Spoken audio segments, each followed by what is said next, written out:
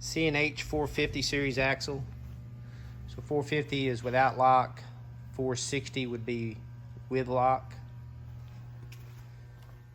Your tag will tell you which one it is, but the easy identification on the axle is that it's the long trumpet housing with the short axle shaft. So the axle shaft sticks out about 18 inches, where all of the rest of the axles stick out a lot further and the housing is shorter. So that's an easy way to tell. Also, the unique mark number on the axle housing will tell us which one it is also.